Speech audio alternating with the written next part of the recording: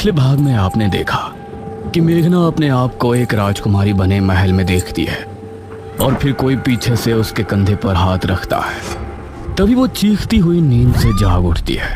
अब आगे। अरे क्या हुआ मेघना? मेघना की सांसें तेज तेज चल रही थी। उसके माथे पर पसीना आ गया था। कुछ बोल तो, क्या हुआ? बहुत ही अजीब सपना देखा यार। देख, मुझे लगता है तो इस गांव की झूठ मूठ की हिस्ट्री के बारे में ज्यादा ही सोच रही है।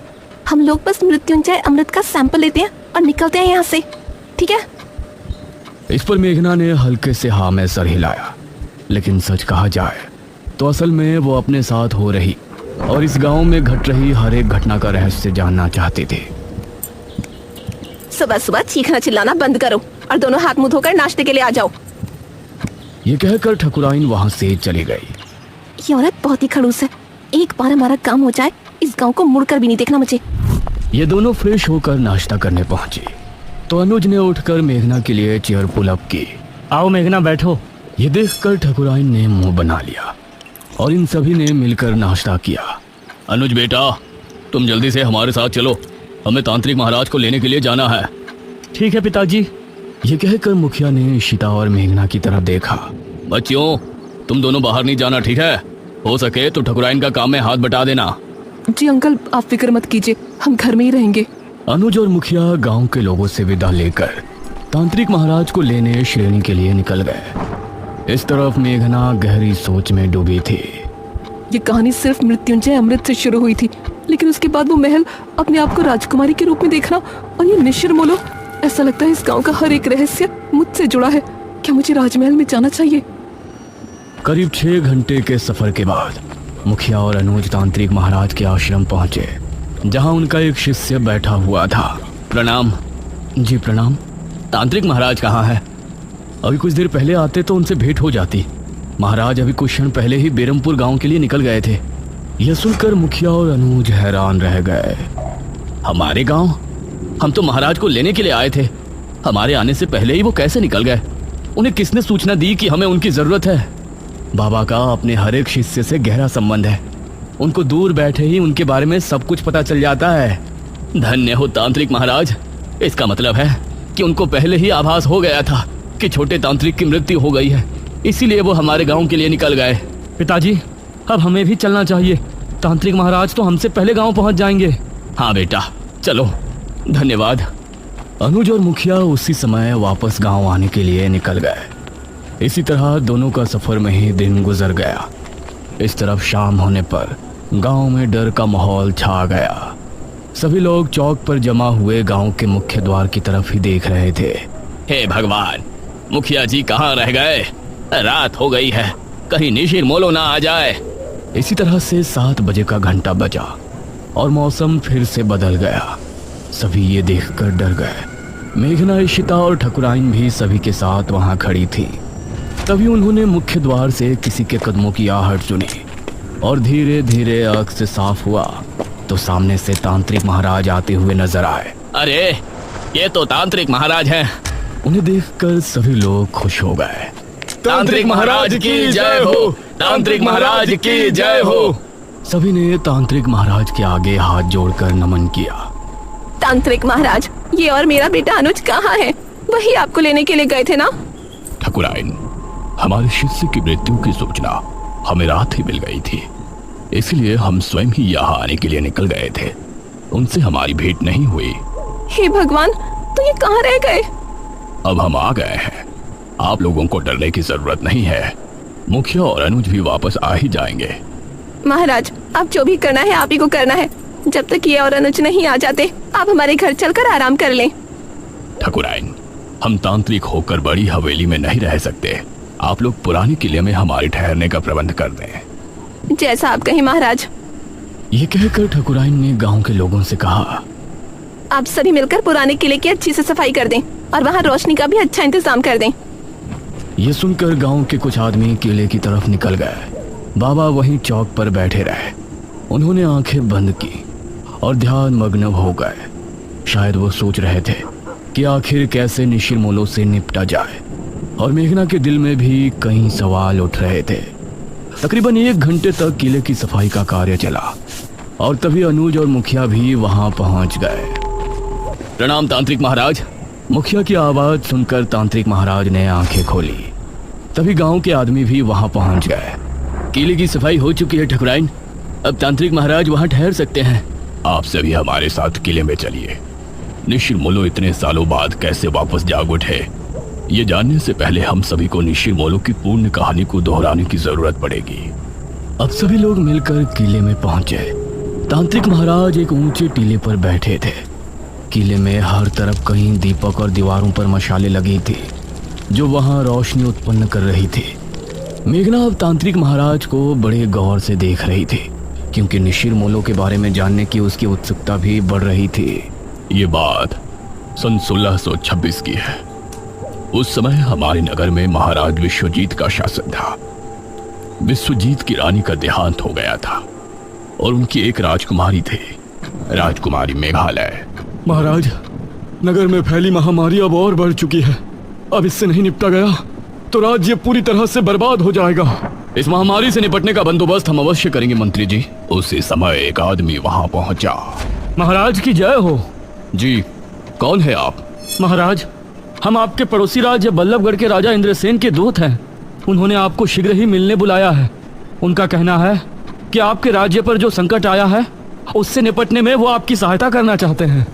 पिताश्री, हमें नहीं लगता कि वो हमारी इस महामारी से निपटने में कोई सहायता कर सकते हैं। हमें स्वयं ही कुछ करना पड़ेगा। समस्या गंभीर है राजकुमारी, हमें एक बार अवश्य ही उनसे मिलना चाहिए। हम आज रात ही उनके राज्य के लिए निकलते हैं। ठीक है पिताश्री, इस महामारी का जो भी हल निकले आप शीघ्र ही वापस आने की कोशिश करें, क्योंकि अगर आप इस बीमारी का इलाज नहीं ढूंढ पाए तो हमें ही कुछ करना होगा। अवश्य राजकुमारी। महाराज अपने रथ में बैठ बल्लभगढ़ के लिए निकल गए।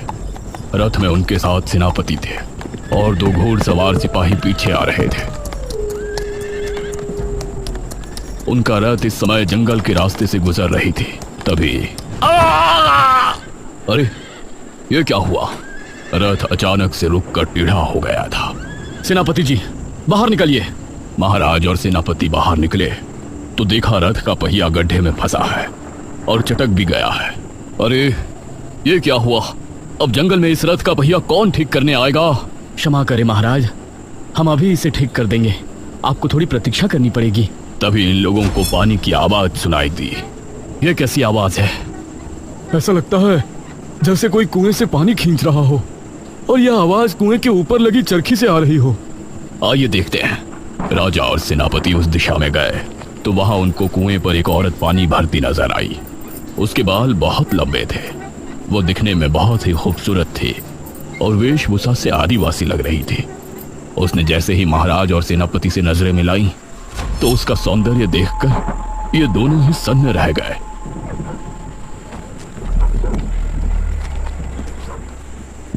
अरे, आप तो हमारे महाराज लग रहे हैं। प्रणाम महाराज। प्रणाम। क्या नाम है आपका? मेरा नाम दमयंती है महाराज। यहाँ पास ही मेरी कुटिया है। आप इस समय जंगल में? असल में हम पड़ोसी राज्य के लिए निकले थे। हमारा रथ खराब हो गया है तो इसीलिए हम जंगल में भटक रहे हैं। महाराज, तो आप हमारी कुटिया में चलिए। यहाँ भटकना ठीक नहीं है। जब तक रथ ठीक नहीं हो जाता आप वहाँ रुक सकते हैं। ये दोनों दमयंती के साथ उसकी कुटिया में चले गए और फिर दमयंती ने दोनों को पीने के लिए पानी दिया। कितनी सुंदर है ये। अगर ये हमारी पत्नी बन जाए तो जीवन धन्य हो जाए। कितनी सुंदर स्त्री है। अगर ये हमारी पहली महारानी बन जाती तो कितना अच्छा होता। लेकिन हम एक महाराज होकर इसके सामने अपना प्रस्ताव रखें और इसने ठुकरा दिया तो इससे हमारा बहुत अपमान होगा। दमयंती दोनों को देखकर मुस्कुराने लगी। क्या हुआ दमयंती जी, आप इस तरह से क्यों मुस्कुरा रही हैं? दमयंती ने दोनों की तरफ देखा और बोली, अगर हम कहें कि हम आप दोनों के मन की बात सुन सकते हैं तो आपको कैसा लगेगा? ये आप क्या कह रही हैं? भला कोई किसी के मन की बात कैसे सुन सकता है? मैं सुन सकती हूँ महाराज। अभी सेनापति जी ने हमें अपनी धर्मपत्नी और आपने हमें अपनी महारानी बनाने के बारे में सोचा है। यह सुनकर सेनापति और महाराज दोनों ही हैरान रह गए। आप लोग घबराएं नहीं, मैं भी आप दोनों में से किसी एक की होना चाहती हूँ। ये सुनकर महाराज और सेनापति दोनों के चेहरे पर मुस्कान छलक आई। तो ठीक है दमयंती, अपना निर्णय सुनाए। इससे पहले ही सेनापति बोला, महाराज, अगर आप दमयंती को चाहते हैं तो हम आपके विरुद्ध नहीं जा सकते। यह सुनकर महाराज को बहुत अच्छा लगा और दमयंती भी मुस्कुराई। किंतु हम एक महारानी का जीवन नहीं जीना चाहते। हम आपकी धर्मपत्नी बनकर सिर्फ अपना पत्नी धर्म निभाना चाहते हैं। अगर आपको हमारा प्रस्ताव स्वीकार है तो आपको अभी इसी क्षण हमसे विवाह करना होगा। महाराज ने उसी समय अग्नि के साथ फेरे लेकर दमयंती से विवाह कर लिया। सुबह होने तक रथ भी ठीक हो गया था।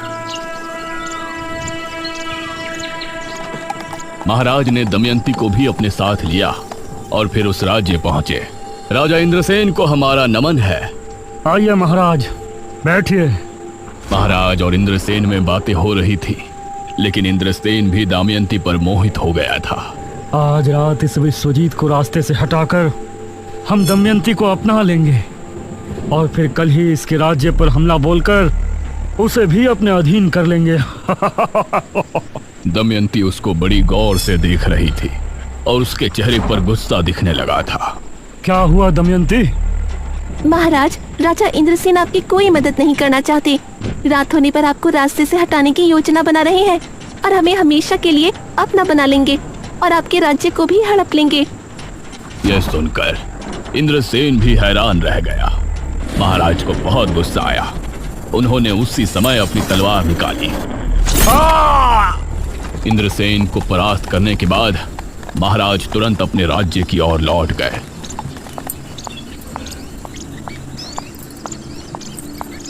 राजकुमारी बहुत चिंता में थी। प्रणाम पिताश्री, क्या बताया इंद्रसेन ने? क्या उस महामारी का कोई हल निकला? इंद्रसेन ने हमें बहाने से वहां बुलाया था। वो हमें मारना चाहते थे। वो तो धन्य हो दमयंती का जो इन्होंने हमें बचा लिया। राजकुमारी को महाराज की बात जरा भी समझ में नहीं आई।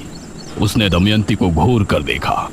पिताश्री, अब हम ही इस महामारी का कोई इलाज ढूंढने जाते हैं। आप राज्य कार्य संभालें। दमयंती राजकुमारी को बहुत ही रहस्यमय मुस्कान के साथ देख रही थी। राजकुमारी महल से निकली और इस तरह राजा दमयंती के साथ महल में समय बिताने लगे और धीरे धीरे राज्य के कामों से दूर होते गए। करीब 1 वर्ष और माह के बाद राजकुमारी वापस लौटी। पिताश्री, हमने उस बीमारी से लड़ने का इलाज ढूंढ निकाला है। बहुत अच्छे राजकुमारी, बताइए ये कैसे संभव है? पिताश्री, हमने एक महासिद्धि करके ये बीज हासिल किया है। इसी के जरिए हमें उस महामारी के साथ हर बीमारी से छुटकारा मिल जाएगा। क्या? इस बीज के जरिए? जी पिताश्री, वो कैसे होगा ये आपको अगले 7 दिनों के भीतर पता चल जाएगा। राजकुमारी ने उस बीज को अपने हाथों से जंगल में जाकर बो दिया और रोजाना अपने हाथों से उसे पानी देने जाती। महाराज को राज्य की कोई चिंता नहीं थी। वो हर समय बस दमयंती के पास ही बैठे रहते थे।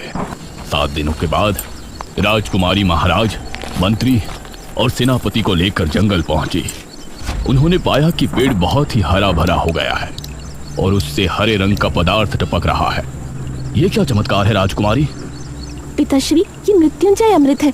इसकी 3 बूंद पीने से बड़े से बड़ा रोग दूर हो जाता है। हम इसके जरिए राज्य में फैली महामारी का खात्मा कर सकते हैं। वाह राजकुमारी, बहुत अच्छे। उसके बाद राजकुमारी ने अपने राज्य के सभी बीमार लोगों को वो मृत्युंजय अमृत देना शुरू किया और अगले 2 माह में वो महामारी राज्य से पूरी तरह से खत्म हो गई।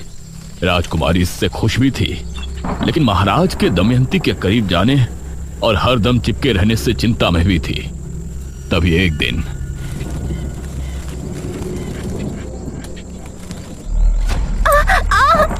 महाराज! दमयंती, क्या हुआ आपको? क्या हुआ दमयंती आपको? कुछ तो बताइए। देखते ही देखते उसके चेहरे की रंगत बदल गई और वो एक बूढ़ी नजर आने लगी। ये देखकर महाराज के पैरों तले जमीन निकल गई। दमयंती, ये क्या हो गया आपको? महाराज, असल में मैं कोई आम स्त्री नहीं हूँ। मैं एक डायनी हूँ। क्या? एक डायनी? हाँ महाराज, एक डायन जवान मर्दों को मारकर अपनी उम्र बढ़ाती है, लेकिन मैंने वो करना उचित नहीं समझा। इसलिए आज जब मेरी आयु 100 वर्ष हो गई है तो मैं बूढ़ी हो गई हूँ। अब अगली एकादशी की रात मेरी मृत्यु हो जाएगी। नहीं दमयंती, हम आपको ऐसे मरने नहीं दे सकते। हमें आपके डायनी होने से कोई ऐतराज नहीं। आपको बचाने का कोई तो तरीका होगा। एक तरीका है महाराज, लेकिन बहुत ही मुश्किल कार्य है। हमें बताइए, हम आपको बचाने के लिए कुछ भी करेंगे। अगली एकादशी की रात तक 11 मुर्दों के खून से अगर हम स्नान कर लेते हैं तो हमारी जान बच जाएगी और हमारा सौंदर्य भी वापस लौट आएगा। महाराज ने अब दमयंती को बचाने का प्रयास शुरू किया। राज्य में जब भी किसी की मौत होती तो उनके घरों से उनकी लाश को उठवा लिया जाता था और इसी तरह 10 लाशों के खून से दमयंती को नहला दिया गया था। इससे परेशान होकर मंत्री ने राजकुमारी को सब बताया। राजकुमारी, राज्य में हाहाकार मचा हुआ है। महाराज दमयंती को जवान बनाने के लिए मृत लोगों के शव का अंतिम संस्कार नहीं होने दे रहे हैं। उनके शव को बुरी तरह से काटा जाता है और उनके खून से दमयंती स्नान करती है। इससे प्रजा बहुत क्रोध में है। क्रोध की बात तो है ही मंत्री जी। मृत्यु के बाद जल्दी अंतिम संस्कार न किया जाए तो ये मृतक और उसके परिजनों के साथ नाइंसाफी होती है। वो कभी भी मोक्ष के द्वार से होकर नहीं गुजर सकते। हम पिताश्री से इस विषय में बात करेंगे। राजकुमारी ने महाराज से बात की, लेकिन उनके सर पर दमयंती को बचाने का भूत सवार था। जो लोग पहले ही मर चुके हैं उनके शव को किसी के जीवन के लिए इस्तेमाल करना गलत नहीं है राजकुमारी। गलत तब होता जब हम जिंदा लोगों की बलि देते। आप हमें रोकने की कोशिश ना करें। राजकुमारी महाराज के व्यवहार से बहुत चिंता में थी। वहीं गांव के लोग भी अब इससे छुटकारा चाहते थे। अरे बहुत हो गया, अब हम गांव के लोग महाराज का यह अत्याचार नहीं सहेंगे। हाँ, हमारे मृतकों को हक है कि उनका अंतिम संस्कार किया जाए। लेकिन हम लोग महाराज से कैसे लड़ेंगे? कैसे रोकेंगे उनके सिपाहियों को? एक उपाय है। जब भी गांव में किसी की मृत्यु होगी तो हम कोई भी शोक समारोह नहीं करेंगे। इससे महाराज के सिपाहियों को किसी भी मौत की खबर नहीं होगी। आधी रात के समय हम में से 4 लोग उस शव को ले जाकर चुपचाप शमशान में उनका अंतिम संस्कार कर दिया करेंगे। सिर्फ 4 लोग, बाकी सभी अपने अपने घरों में शांतिपूर्ण होंगे। गांव के लोगों को यह सुझाव अच्छा लगा। उन्होंने गांव के 4 आदमियों को नियुक्त किया। उस समय अर्थी को कंधा देने वाले लोगों को मोला कहा जाता था।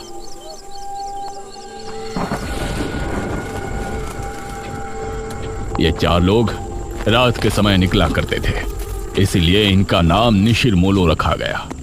अब जब भी कोई मृत्यु होती तो 4 कथई लिबास वाले आदमी निशिर मोलो बन के उस शव को कंधा देते और उसका चुपचाप अंतिम संस्कार करके वापस गांव को लौट आते। समझ नहीं आ रहा, पूरे 15 दिन हो गए, अभी तक किसी के घर कोई मृत्यु नहीं हुई है। ऐसा कैसे हो सकता है? अगले दिन महाराज के गुप्तचरों के द्वारा महाराज को यह बात आखिर पता चल ही गई और उनका क्रोध 7वें आसमान पर आ गया। वो जो भी 4 लोग हैं, हम उनको मार कर ही दम लेंगे। उन्होंने हमसे चालाकी की, इसका हर्जाना उन्हें भुगतना ही पड़ेगा। महाराज ने अब अपने गुप्त सिपाहियों को तैनात कर दिया था, जो छिपकर रातों को जागकर गांव पर नजर रख रहे थे। एक रात निशिर मोलो एक अर्थी लेकर निकले। यह शनिवार की रात थी, तो उन गुप्त सिपाहियों ने निशिर मोलो को रोक लिया। अब तुम लोगों को कोई नहीं बचा सकता, कोई नहीं। बहुत दे दिया हमारे महाराज को धोखा। उन सिपाहियों ने इन 4 आदमियों को मार गिराया और फिर शव लेकर महाराज के पास पहुंचे। उस शव को दमयंती के कक्ष में पहुंचा दिया गया और सुबह होने पर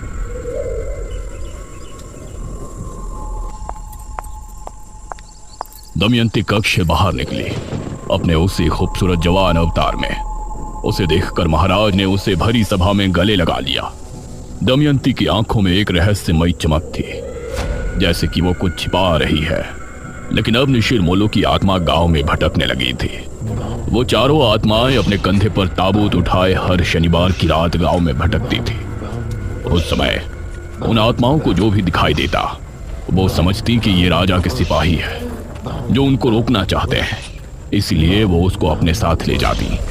इतना कहकर तांत्रिक महाराज चुप हो गए।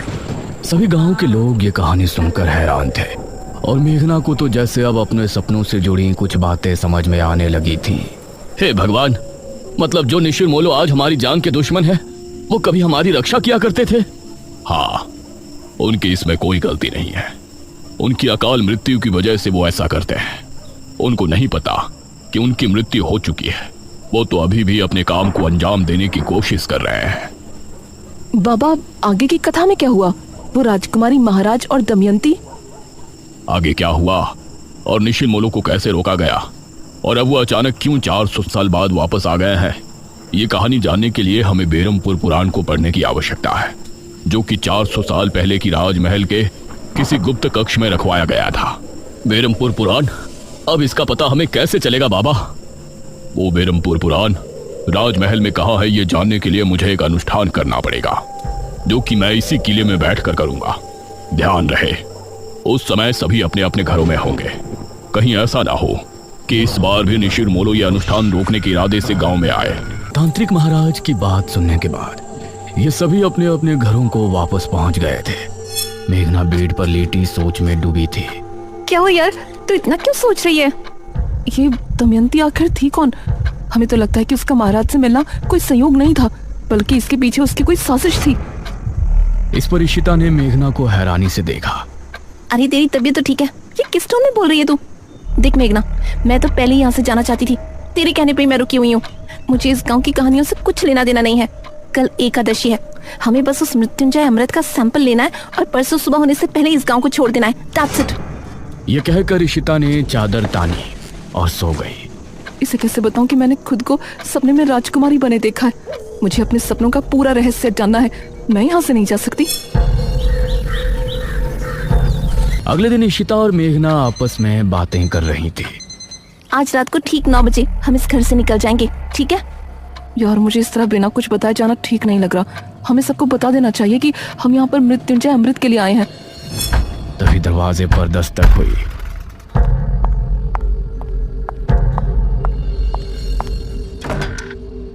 अरे अनुज, तुम? हाँ मैं। क्या बातें चल रही हैं? तुम लोग आज रात मृत्युंजय अमृत को लाने की बात तो नहीं कर रहे ना? नहीं नहीं, ऐसा कुछ नहीं है। गांव में इतनी प्रॉब्लम चल रही है, ऐसे में हम कैसे मृत्युंजय अमृत के बारे में सोच सकते हैं? हाँ वही कह रहा हूँ, आज रात तांत्रिक महाराज अनुष्ठान शुरू करेंगे, सभी को घरों में ही रहना है। तुम बेफिक्र रहो, हम कहीं नहीं जाने वाले।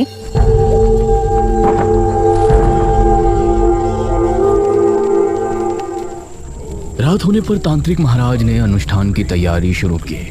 उनके साथ किले में मुखिया और गांव के 2 आदमी मौजूद थे। वहीं अनुज और उसकी माँ हवेली पर अपने कमरे में बैठे थे। माँ, मेघना और इशिता को भी यहाँ बुला लूं, कहीं उन दोनों को डर लग रहा हो। इस पर ठकुराइन ने अनुज को घूर कर देखा। मैं सब समझ रही हूँ, तुम उस शहरी लड़की पर लट्टू हो रहे हो। माँ, बस वो जहाँ है उसे वहीं रहने दो, न जाने कब यहाँ से जाएगी। मेरा बस चले तो मैं अभी उसे इस घर से निकाल दूं। उस समय इशिता और मेघना घर के पिछले दरवाजे से निकल रही थी।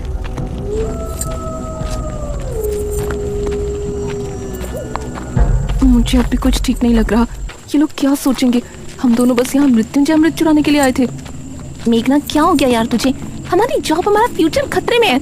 हम इस राजा रानी वाली कहानी में उलझने नहीं आए थे। ये इन गांव वालों की प्रॉब्लम है, हमारी नहीं। तो चलना जल्दी। ये दोनों घर से निकलकर गली की तरफ आ गई थी। गांव में सभी लोग अपने अपने घरों में बैठे थे। सभी तांत्रिक महाराज के अनुष्ठान के सफल होने की प्रार्थना कर रहे थे। पूरा सामने जंगल का रास्ता। उस समय गांव का एक आदमी राजू सिगरेट पीता हुआ जंगल की तरफ से आ रहा था। अरे यार, आज तो होश बहुत ही ज्यादा है, सिगरेट भी नहीं सुलग रही। कुछ ही दूरी पर उसको इशिता और मेघना सामने से आती नजर आ रही थी। अरे वाह, यह तो वही शहरी हसीनाएं हैं जो मुखिया के घर ठहरी हैं। इनसे जान पहचान बढ़ाने का यह अच्छा मौका है। वो भी कुछ दूरी के फासले से इनके पीछे हो लिया। इशिता और मेघना ने अभी जंगल की सरहद पर कदम रखा ही था कि तभी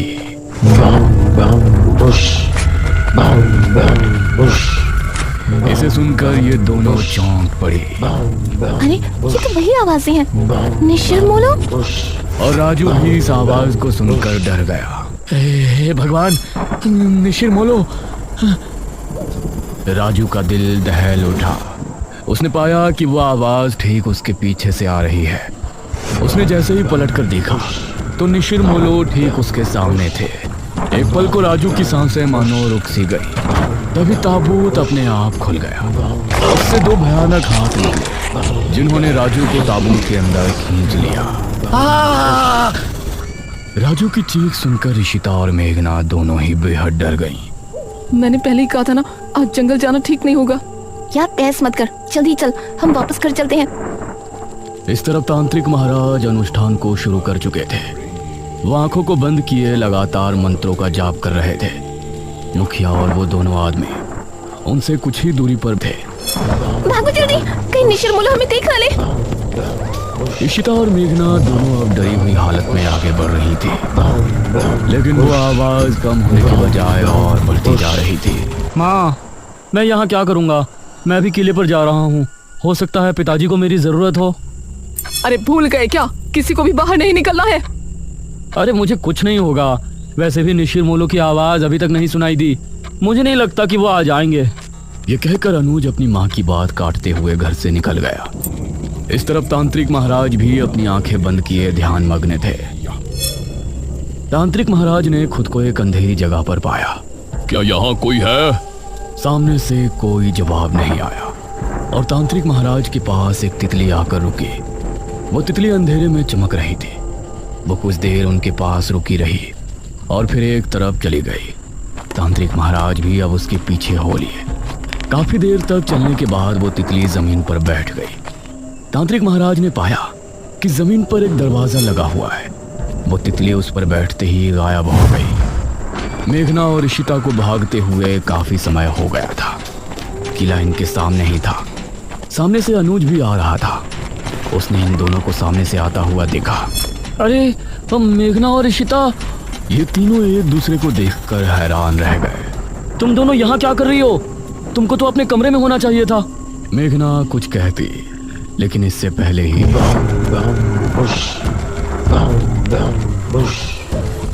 ये क्या? निशिर मोलो आ गए। निशिर मोलो की आवाज सुनते ही ये तीनों बुरी तरह डर गए और अब किले के अंदर भी उनकी आवाज पहुंच रही थी। डरो नहीं, तांत्रिक महाराज ने पहले ही कहा था कि निशिर मोलो यहाँ जरूर आएंगे, लेकिन हमें डरने की जरूरत नहीं है। जब तक हम अपने घरों में हैं, वो हमें कोई नुकसान नहीं पहुंचा सकते। चलो हम भी किले के अंदर चलते हैं। और ये तीनों किले के अंदर पहुंचे। अरे तुम तीनों यहाँ क्या कर रहे हो? वो कुछ नहीं पिताजी। क्या मतलब कुछ नहीं? हमने कहा था ना कि आज की रात बाहर नहीं निकलना। तभी तांत्रिक महाराज ने एक लंबी सांस भरी और अपनी आंखें खोली। ये सभी उन्हें गौर से देखने लगे। क्या हुआ तांत्रिक महाराज, कुछ पता चला? मैंने अपनी पूरी शक्ति लगा दी, लेकिन मुझे सिर्फ एक दरवाजे के अलावा कुछ नहीं नजर आया। इस पर सबसे पहले मेघना ने सवाल किया। कैसा दरवाजा? वो दरवाजा किसी चौखट पर नहीं, बल्कि जमीन पर लगा हुआ है। शायद कोई तहखाना है। इसका मतलब है कि वो किताब किसी तहखाने के अंदर ही है। ठीक है महाराज, हम लोग सुबह होने पर गांव के कुछ आदमियों को लेकर राजमहल जाएंगे। अब आप लोग अपने घरों को जा सकते हो। ध्यान से जाना, निशिर मोलो अभी भी तुमको रास्ते में मिल सकते हैं। जो आ गया महाराज। मुखिया अनुज और इन तीनों के साथ घर की तरफ रवाना हो गया और बाकी सभी गांव वाले भी अपने अपने घरों को चले गए। अनुज, तुमने बताया नहीं कि तुम तीनों यहाँ क्यों आए थे?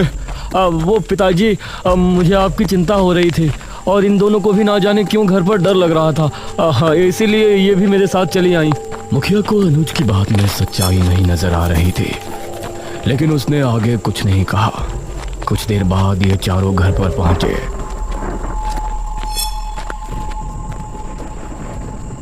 अब तुम लोग जाकर अपने अपने कमरों में चुपचाप सो जाओ, कोई मस्ती मजाक नहीं। जी पिताजी। ये कहकर मुखिया अपने कमरे में चला गया। फिर मेघना ने अनुज की तरफ देखा। थैंक यू अनुज, तुमने हमारे लिए अपने पिताजी से फिर झूठ बोला। अरे कोई बात नहीं मेघना, तुम्हारे लिए तो मैं 1000 झूठ भी बोल सकता हूँ। ये कहकर अनुज मुस्कुराते हुए अपने कमरे में चला गया। फिर इशिता और मेघना भी अपने कमरे में पहुंची। उस रात मेघना के मन में कई सवाल चल रहे थे। करीब 4 बजे जब वो सो रही थी तो उसने अपने आप को राजमहल में खड़ा हुआ पाया। अपने उसी राजकुमारी वाले अवतार में वो एक गलियारे से होती हुई आगे बढ़ रही थी। सामने ही एक बड़ा सा दरवाजा नजर आ रहा था। वो उस दरवाजे से होती हुई अंदर पहुंची। सामने एक अलमारी थी। उसने उस अलमारी को खोला तो उसके अंदर एक बक्सा रखा था। उस बक्से को खोलने पर उसे एक अंदर बड़ी सी चाबी रखी हुई नजर आई। मेघना सपने में बिल्कुल सही सलामत थी लेकिन बाहर उसका पूरा शरीर पसीने से सराबोर हो गया था। तभी इशिता ने करवट ली तो उसने एक पल को आंखें खोलकर मेघना को देखा। मेघना, क्या हुआ तुझे? उठ। उसने मेघना को झंझोड़ा तो मेघना की नींद टूटी। क्या हुआ तुझे मेघना? देख तुझे कितना पसीना आ रहा है। मेघना नींद से जागी और लंबी लंबी सांसें लेने लगी। अरे कुछ तो बोल, कोई बुरा सपना देखा क्या? मेघना ने इशिता के जवाब में हल्का सा हाँ में सर हिलाया। इशिता ने उसे पीने के लिए पानी दिया और फिर उससे लिपट कर लेट गई। सुबह होने पर तांत्रिक महाराज कुछ गांव के लोगों को लेकर राजमहल पहुंचे। कोई भी कमरा, कोई भी गलियारा छूटना नहीं चाहिए। जी महाराज। गांव के सभी लोग अब अलग अलग गलियारों में चले गए। एक आदमी जिसका नाम मनीष था, वह एक कक्ष के सामने खड़ा था। उसने जैसे ही दरवाजा खोला तो कई चमगादड़ तेज शोर करते हुए वहां से निकल गए। उसने खुद को संभाला और कमरे के अंदर दाखिल हुआ। हे भगवान, कितना बड़ा कमरा है। तभी उसे भारी कदमों की आहट सुनाई देने लगी। उसने सामने देखा कि वही लबादे वाला आदमी उसके सामने खड़ा है। मनीष उसको देखकर दरवाजे की तरफ भागा, लेकिन दरवाजा अपने आप ही बंद हो गया। तभी वो लबादे वाला आदमी तेजी से उसके करीब पहुंचा और उसने कसकर मनीष का गला पकड़ लिया। मनीष की चीख महल की दीवारों में ही सिमट कर रह गई। गांव के लोगों ने राजमहल की अच्छे से तलाशी ली, लेकिन राजमहल इतना बड़ा था कि अपना पूरा दिन लगाने के बाद भी वो आधे राजमहल की छानबीन भी नहीं कर पाए थे। तांत्रिक महाराज, अब तो रात होने वाली है, अभी तक उस तहखाने का कुछ पता नहीं चला। उसको ढूंढना इतना भी आसान नहीं है जितना हमने सोचा है। मुखिया जी, हम रात में यहाँ नहीं रुक सकते। अवश्य, हम सभी यहाँ से निकलते हैं। सुबह होने पर फिर से आएंगे। ये सभी राजमहल से निकल ही रहे थे, तभी सामने से इनको मेघना आती हुई नजर आई। अरे बेटी मेघना, तुम यहाँ? जी अंकल। तुम यहाँ क्यों आई हो पुत्री? मुझे लगता है कि मैं उस तहखाने तक आपको लेकर जा सकती हूँ। ये कैसे हो सकता है? इस पर तांत्रिक महाराज ने मुखिया को हाथ के इशारे से चुप कर दिया। तुमको ऐसा लगता है तो ठीक है, बताओ कहाँ है वो तहखाना? अब मेघना आगे आगे चल रही थी और सभी उसके पीछे थे। वह एक गलियारे से होती हुई आगे बढ़ रही थी। सामने ही एक बड़ा सा दरवाजा नजर आ रहा था। वो उस दरवाजे से होती हुई अंदर पहुंची और ये सब भी उसके पीछे अंदर पहुंचे। सामने एक अलमारी थी। उसने उस अलमारी को खोला तो उसके अंदर एक बक्सा रखा था। उस बक्से को खोलने पर उसे अंदर एक बड़ी सी चाबी रखी हुई नजर आई, जिसे देखकर ये सभी हैरान रह गए। हे भगवान! मेघना ने बिना कुछ बोले चाबी को उठाया और फिर से आगे बढ़ी। सामने एक और दरवाजा था। मेघना उससे होते हुए सभी को अपने साथ अंदर ले गई। उस अंधेरे कमरे में सभी को जमीन पर एक दरवाजा नजर आया, जिसे देखकर सभी की हैरानी का ठिकाना नहीं था। यही है वो दरवाजा जो हमने हमारी दिव्य दृष्टि से देखा था। उस दरवाजे पर एक छेद था। मेघना ने उस छेद के अंदर चाबी लगाकर 3 बार घुमाया। अब इसे उठाकर देखो। तांत्रिक महाराज के कहने पर 2 आदमियों ने दरवाजे को उठाकर देखा तो वह आसानी से उठ गया। दूसरी तरफ अनुज और इशिता घर पर मौजूद थे। अनुज, मेघना कमरे में नहीं है। क्या मतलब? कहाँ गई अब वो? मुझसे तो टॉयलेट की बोल के गई थी, अब देखा तो वहाँ भी नहीं है। यह सुनकर अनुज हैरान रह गया। इस तरफ राजमहल में ये सभी तहखाने के अंदर पहुंचे। वहां एक शीशे के बक्से में एक किताब रखी हुई नजर आई। हाँ, यही है बेरमपुर पुराण। सभी किताब को देखकर खुश भी थे और हैरान भी। पुत्री, इसे उठाओ और फिर हम किले पर चलते हैं। मेघना ने जैसे ही किताब को बक्से से उठाया तो अजीब सा शोर उत्पन्न हुआ। यह कैसी आवाज है? तभी तहखाने के हर एक कोने से बिच्छू निकलकर इनकी तरफ आने लगे। सभी निकलो यहाँ से, जल्दी। अब ये सभी तेजी से ऊपर की तरफ भागे, लेकिन एक आदमी को बिच्छुओं ने सीढ़ियों पर ही अपने चपेट में ले लिया। उस आदमी को एक ही पल में बिच्छुओं ने कंकाल में बदल दिया। बाकी सभी लोग डरी हुई हालत में महल के मुख्य द्वार की तरफ भागे। मेघना सबसे आगे भाग रही थी। दरवाजे से होते हुए ये महल से बाहर निकलने में कामयाब हो गए, लेकिन ठीक दरवाजे पर जो आदमी सबसे पीछे था उसको ही बिच्छुओं ने अपनी चपेट में ले लिया और उस आदमी की चीख पूरे राजमहल में गूंज गई। इन लोगों ने अब अपने कदमों को रोका नहीं और किले में पहुंचकर अपनी सांस तोड़ी। तांत्रिक महाराज ने मेघना को गौर से देखा। पुत्री, इस किताब के बारे में तुमको कैसे पता चली? उस समय अनुज और ईशिता भी वहां पहुंचे। अब ये सभी मेघना की तरफ ही देख रहे थे, लेकिन मेघना की नजर उस किताब पर थी जिससे कई रहस्यों का खुलासा होने वाला था।